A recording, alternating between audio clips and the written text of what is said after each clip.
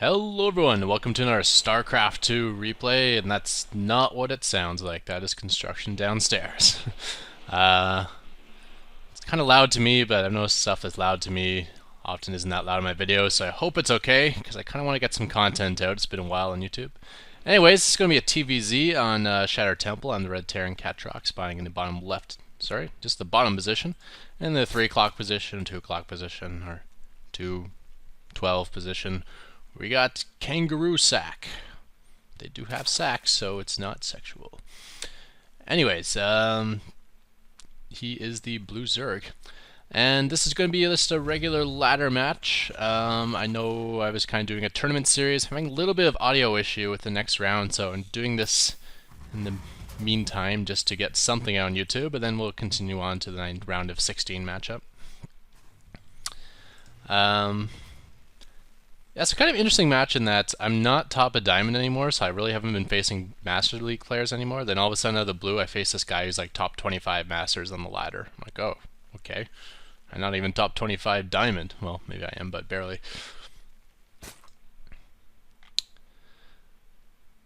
So we crossed scouts, but I missed that, so I'm not actually going to know where he's located until right about, sorry, throwing production for you guys, right about this position.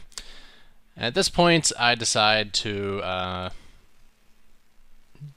cancel my 15th SCV, and I'm going to go out and make my command center on 14. Because I find in this close position, Zerglings can be a lot of issues for this command center. One, he can pick off the SCV making the command center when I do this 15cc before the command center is complete, and then two, if he brings enough lings, he can actually take out the command center before it turns into a fortress. So I'm going to build it on 14, and with an SCV out here dealing with this stuff, and then pulling SCVs to deal with his scout drone. Although it looks like a scout drone left. I think he's looking for proxies at the moment. It's cool by me. Why did you go this close and not even just light up the tower for a second? Also, going 14cc, it does hurt you more economically than you would think than going 15cc. So since this is going to be done sooner, and I think it would delay my engineering bay from getting done, so the engineering bay would be late and this would be done early, that doesn't really time well, so I'm actually going to go engineering bay before barracks. Still want to get them both down like as minerals allow, but engineering bay first, just so I can go fortress it immediately. So it looks like Zerg is taking his expansion, and his pool is done with speed on the way, and he's going to start pumping Zerglings. And that's why I like to get this done now. If I waited till 15, it would be another 17 seconds from now, so a little spoiler I guess here, but it would be done around 4:30. Which still would have been in time, but had he gone for like an earlier pool, this could have been an issue. I've died to it before. I think I still stand by my recommendation to go 14 command center if it's really close position. Like so if it's Searing Crater or if it's close position Shattered Temple. Those are the two that come to mind. And he's picking away at the command center, so he's doing some damage that I'm going to have to repair, so he's, this is cost effective for him, but at the same time he's spent 8 larvae now, that's on not drones, so I'm cool with that. And yeah, Zergs do not expect a PF, so unless they're really aware with what things look like when they're morphing, they can lose a bunch of lings. And with slow reaction time like that, you can lose all your lings, so I'm cool with that too. And it looks like another 6 on the way. No, 8. So that's 4 more larvae spent on stuff that isn't drones. So if we bring up the income tab here, it is... Oh, ouch. 22 over 14, so I'm well ahead. Now the reason for this video that I wanted to talk about was, at this point, I want to start getting my 3rd and 4th gas, obviously, because I'm going Master Raven when I do this PF fast expand. But the other things I need immediately are a supply depot. As you can see, I'm going to supply cap pretty soon with a barracks and 2 command centers pumping units. That's just 2 waves of units I'm supply capped. And a bunker, so to kind of prevent the run by. And what I used to do is just put the bunker here and put a supply depot next to it, or the other way around, maybe a supply depot then a bunker, to create the wrap. But of course that's a very weak wrap, and he can just blow through the the supply depot bunker, which are both only 400 hit points with Bailings, and then Bailing Bust up this way. And I had that epic match versus the Bailing Bust not too many videos ago where he did just that. Came with like 20 Bailings and just like blew through 2 of my depots and still had like 8 Bailings left to come right in and kill everything. So I've decided after that game I'm going to rework the wall, and this is the idea. Obviously we want to build the supply depot immediately.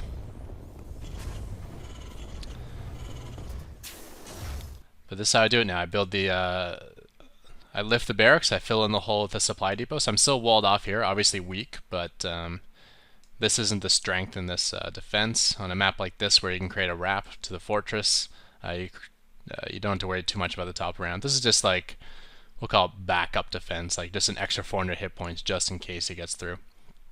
But this is the meat of your defense here. And now we have a really strong 1000 hit point barracks creating the wrap, which means he's not going to be able to blow through that with Bailings unless he uses like way too many of them, forcing him to come around this way in range of the fortress. And it still uses the same 2 structures that I need to build. It still uses just a bunker and a supply depot. And you can see even against Roaches, I'm still very safe. Having the bunker right here, the bunker will protect the barracks. If he does come to this spot here to be able to attack the barracks outside the range of my bunker, I can just repair with SCVs, and you can't snipe those SCVs. And then I can just use this high ground marine, or if I got a marine patrolling the edge of my base, I can pull that one over and just kind of picking them from the high ground. Should work for other maps too, where you can do this sort of wrap like Nerazin Crypt. So there we have it, and it looks like my opponent is futilely going for a Bailing Bust, and if we check out his vision, he has no idea this wrap even exists, so he's in for a harsh reality. Now he can blow through this bunker quite easily, but that still doesn't get him outside the range of the fortress. And here he comes. Pop, pop, and that's that. GG. So once again, a little review. Just want to review the wrap here. You start with the, we'll go back to what, 5 minutes? Yeah, so you start with your usual wall off, the engineering bay, barracks, and supply depot, and then when you move to the low ground,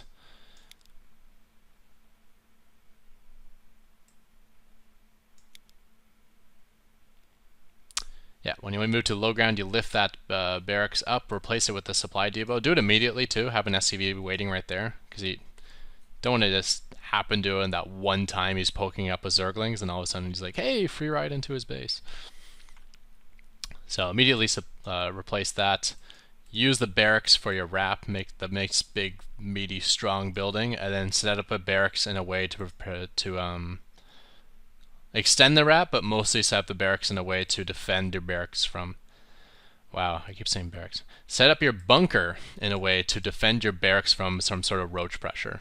So if he's coming in with like roaches from up here, you need to make sure this bunker protects your barracks. Too many things starting with a B for my dyslexic mind. Anyway, so I thought that was a pretty nifty idea, and I just feel a lot safer with this route. Any sort of roach all in, roachling all in, or Bailing Bust all in. I feel like I'm in good shape against all those now with this barracks on the low ground. Yeah, so with that, we're going to jump into one more TvZ match, another quick one. So, yeah, we'll do that now. Alright, so we are back, and we are on Xel'Naga Caverns, and the blue Terran Ketroc spawning in the bottom left-hand position. In the top right, we have the red Zerg Yulden. I'm not sure if that's the way you spell it, but isn't that like German for Jewish or something? I remember Saving Private Ryan, where they have like the Nazi prisoners of war walking by, and like the Jewish guy in the U.S. Army is like holding out his Star of David and like taunting all of them and saying Juden. Kind of like, try something, you stupid Nazi. Anyways, this is going to be my 8-minute timing push, and I hadn't actually tried it for a long time. Hadn't been laddering much. And when I was laddering, I was getting a lot of Terran and Protoss, and then when I did get Zerg, I was doing my Master Raven build, so. Plus, I've never actually perfected this build. I should actually just sort of play with this in the build order tester and figure out like the best army to get for 8 minutes. Because, yeah, Yeah, I just kind of like randomly make buildings and like, okay, I'll try to get 3 factories and see what happens, and I don't know. Anyway, setting out an early scout. I don't always do this with this build, but when I know exactly where he's located. Oh, I know why I did it. I want to block the 15 hatch. Most Zergs aren't smart or aren't dumb enough to actually attempt a 15 hatch on this map, but because you know it's so easy to get blocked. But just in case, if he does try, you want to make sure you block it. What I did there, instead of patrol back and forth along this area, I just set up like just to spam a whole bunch of attack moves. And the difference is, if I'm on patrol and he brings out his drone can start attacking my SCV. And this way, if I'm just attack moving back and forth, as soon as the drone gets in range, my SCV will go try to kill him. And that's important because, you know, between a drone and SCV, whoever gets the first hit will win the fight. So I want to make sure I got a chance of getting the first hit. Especially if his drone's coming out and is already like pre-selected to build the hatchery, that'll guarantee I'll get the first hit. Anyways, looks like he was dicking around my base and I screwed up the surround there. And ooh, maybe I can get him now. Ah, bastard. So he's doing a gas deal, which sucks because I need the double gas. But hopefully that was just to keep his drone alive. Maybe he'll cancel it.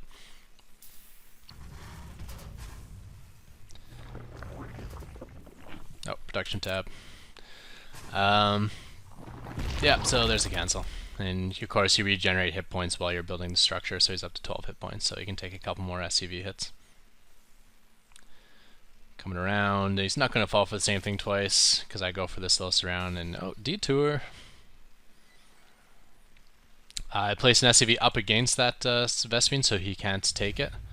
And then all of a sudden I'm like, wait a minute, I need double gas, let me take this. And also I want him to scout my double gas, because then he'll think Banshees. And if he thinks Banshees, he'll build things like Spores and Queens and stuff that I want him to build when I'm doing like a Tankelian rush on him. That was kind of a costly way to keep your drone alive. That cost him 75 minerals.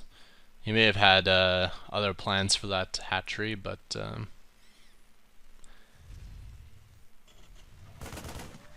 thought better of it. But either way, it just worked out just to extend his scouting time by a small amount for the cost of 75 minerals. It also lets me know that he had 300 minerals stored up, so he's probably not massing it all in at this moment.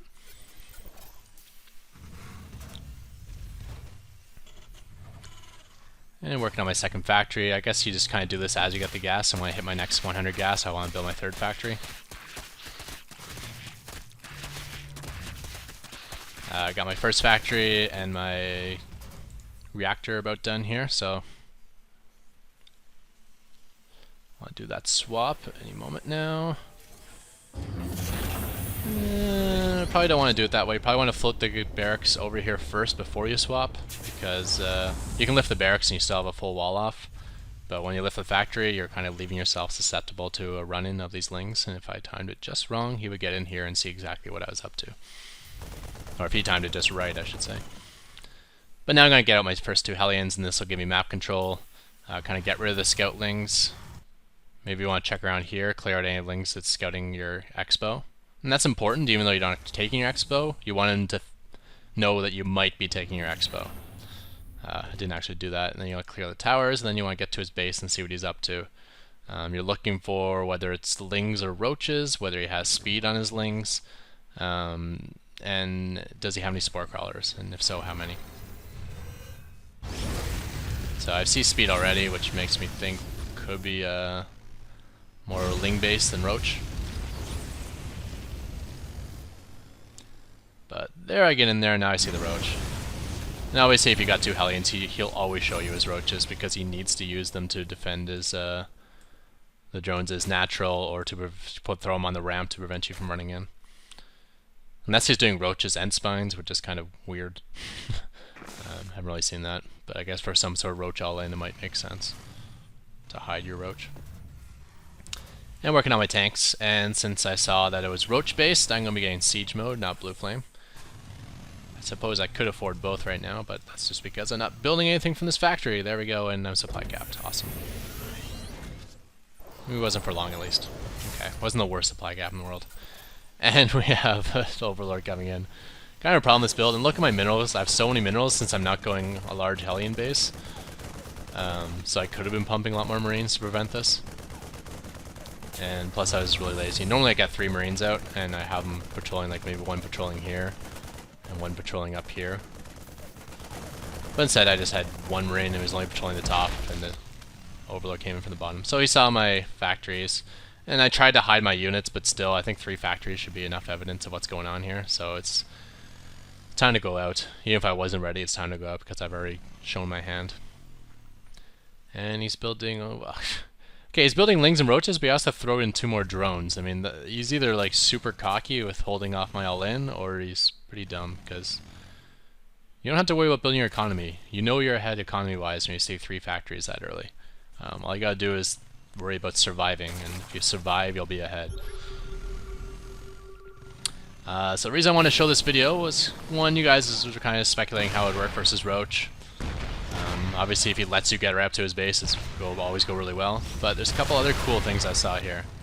One, check out the range on this siege tank, where back up a touch, where it's in range of the eggs, but not in range of the hatchery, and that actually showed me something pretty cool. Check this out. See those larvae? Wait for it. It's coming. Boom! One shot the larva. Larvae have 35 hit points and 10 armor. Am I thinking about that right? No, 25 hit points and 10 armor, which means reduces damage by 10, but siege tanks do 35 damage, so reduced by 10 is 25 hit points, which is just enough to one-shot larva. Pretty cool. So now he's trying to like spam units to keep himself alive, and the bottleneck is not his money as much as his larva production. It's pretty cool to nuke some larva. It's basically like killing a roach when you do that. So next thing I want to talk about, obviously siege tanks do really well versus roaches. It's the Hellions that are, you think, well, they're kind of shit, right? Because they do half their damage versus light, and roaches aren't light, so they're not really doing much damage. However, Hellions serve a very important role in that they are kind of the meat shield, you know, like siege tanks are ridiculously flimsy for how much they cost. Maybe the most flimsy unit in the entire game, because they're like only 160 hit points, and they cost what, 250, I think? 275, and they only have 160 hit points, where Hellions cost 100 and they have 90 hit points. So it's almost like a 1-to-1 ratio, which is not great, but it's a hell of a lot better than siege tanks. So you want to use these to defend your tanks. So I keep them out front, and we're just going to move them up there, get them in the way. Because how, if you were using roaches, how would you attack? Well, you want to get in close to the siege tanks, right? Because obviously, like if we're looking at this siege tank here, if we're anywhere, get the roaches anywhere within inside this box, that means that siege tank cannot fire at them. The other advantage to preventing the fire is if you get like right up against the tank here, then this tank back here is going to shoot, hit that roach, and do full damage to my own tank as well. So it causes a bunch of friendly fire. Which means these roaches are most likely going to be stutter stepping into my army. And why is that awesome? That is awesome because of the line attack of Hellions. If we look at this next flurry here, like look at that flurry there. Yes, we're only doing 8 damage per attack, but like if we follow this line here, like we're hitting 1 roach, 2, 3, 4, probably this queen as well. We're hitting 5 targets because he's stutter stepping in. So that's 5. That's 40 damage. You know, maybe 35 after the 1 armor, but still, that's good for a 1 shot. So where you think of Hellions being absolutely horrible versus roaches, if the roaches are moving into your Hellions, like allowing these flames to hit multiple guys at once, plus the roaches want to be more focused on, say, the siege tanks, so I bet you they're stutter stepping in and attack moving this front tank. That just means your Hellions have a field day on them. So obviously this attack is going to go ridiculously well for me, for the multiple reasons. Look, even now I'm hitting like with these 2 roaches per shot, and boom, like units lost tab, 2,000 over 600. And where like the ideal scenario is when I attack, I want to be up by, I'd like to be like 1,700 in army versus his like 500 in army. if we go back to my attack point, we can see that's not the case. One, because I'm attacking 9 minutes, not 8, and he saw this, so he knew to produce more army, not drones. So if we bring up the army tab, I'm still ahead, like 1850 over 1400, but it's not like that ridiculous, 1800 over 500 that is possible to get sometimes. The other nice thing is he has roaches, or he has a roach warren, which means like each larva can be... Does it not let me do that? There we go. For each larva, he can spend 100 resources. So you can build a barrier pretty quick. Or if he didn't have that roach warren, each larva can only spend 50 resources. So it's kind of like doubling his production rate by having that roach warren out. So yeah, interesting video, I thought, just for a couple things. One, I kind of like that fact that you could siege blast a larva. And two, that Hellions not only work as a meat shield, but can actually do good damage versus roaches if you force the roach to try to get in really close to siege tanks. Plus, I think the only other 8-minute push I've ever done is versus like lings or ling bailing. So I know you guys kind of theorize how it would work versus roach. Compositions, it doesn't really matter. It doesn't matter what your opponent makes. It doesn't matter what I make. What it's all about is hitting at that 8-minute mark and having like 3 times his army size, which this wasn't a good example of, but it can happen. And if you just catch that timing, it's insane. It doesn't even matter like how you micro or what you built or what he built. You're up. You got triple his army size. You're gonna kill him.